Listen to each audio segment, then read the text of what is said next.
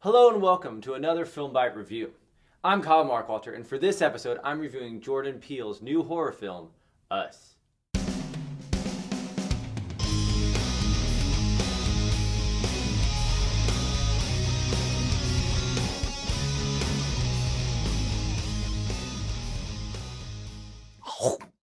Jordan Peele is back at it again with his heavy-swinging follow-up to the Academy Award-winning Get Out. Remember, Peele won an Academy Award for Get Out and was nominated for another Academy Award this past year for his contribution to BlacKkKlansman. Now, Us follows the story of a family. The mother, Adelaide, played by Lupita Nyong'o, Gabe, her husband, Zora, their daughter, and Jason, their son. Adelaide had had a strange interaction early on as a child that left her dealing with some trauma. As an adult, we see her again now that she has a family, and on vacation during the summer, a series of strange occurrences happen that bring back a lot of the memories of the past, as well as some of the horrors involved. Eventually, a family who looks very much like her family shows up at Adelaide's house. The ensuing horror story follows the family as they attempt to figure out what is going on and why this family is there, as well as come to terms with the historical and personal ramifications of this new family's presence. Jordan Peele brings all of the incredible directing prowess he displayed in Get Out. His years of doing comedic work for television and working on other films has really paid off, and you can tell it in his really sharp, terrifying, impactful directing. The cinematography is wonderful, and coupled with some really brilliant acting choices, really brilliant casting choices, the film stands out as one of the most entertaining and interesting horror films in recent years, for sure. Lupita Nyong'o is incredible, playing both her Adelaide self and the tethered other who comes and shows up at her house. And in both roles, Lupita is incredible. She brings a sort of chilling physicality to both characters that, while we know they look the same, feel very different and really speaks to the acting chops that she has developed over the past couple of years. The supporting characters also do a really good job, but Lupita definitely stands out as that strong acting role that carries the film forward, which is good because the film really does center around her and her story. The story itself is incredibly thought-provoking and engaging. Peele weaves enough character development throughout the film to keep us interested in each of those characters along the way, while pushing us to really consider what is at stake.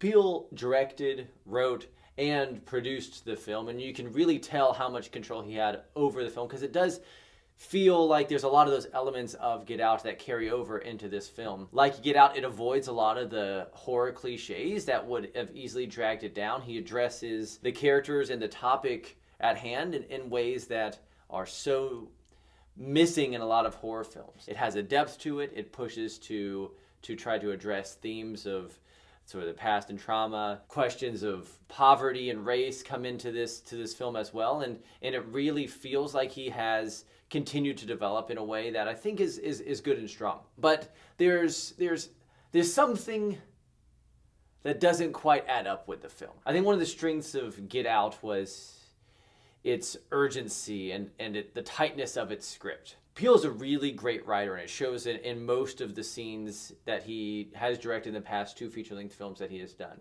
as well as in the writing in BlacKkKlansman.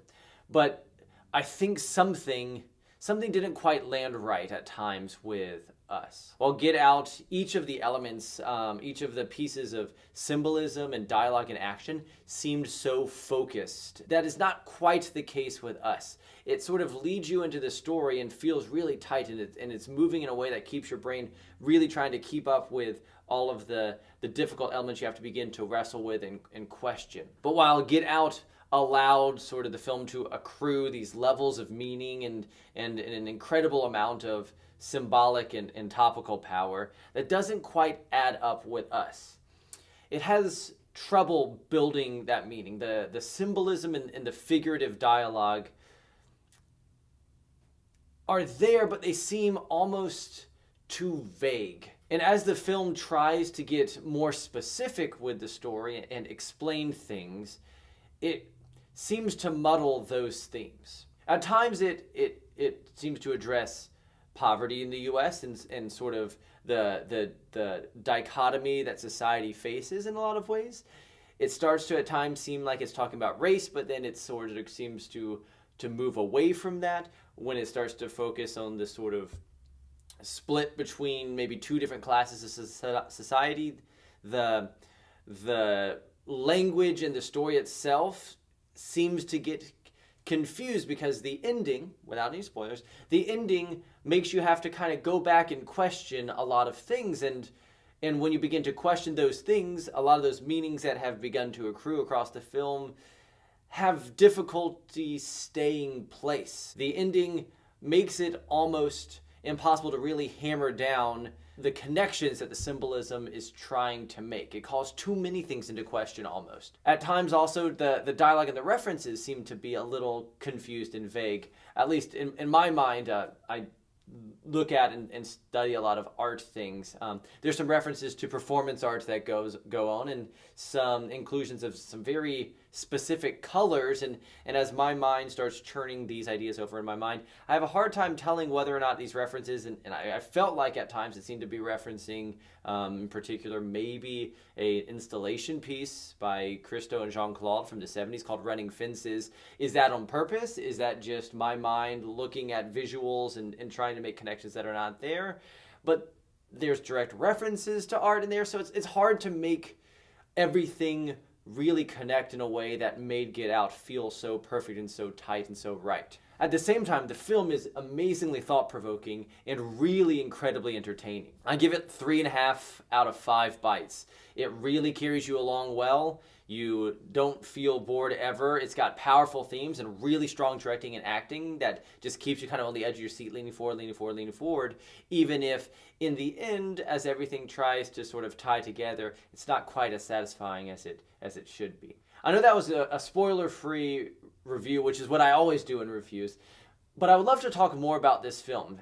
And so in the next week, you'll see me post a film bite that is just me and somebody talking about this film together to dig into a little more of the ideas in the film that will contain some spoilers. For now, thank you for watching. Once again, this is Kyle Mark Walter for Film Bite. Remember, every film I review is worth watching. Taste takes training, train yours. But I would highly recommend seeing Us.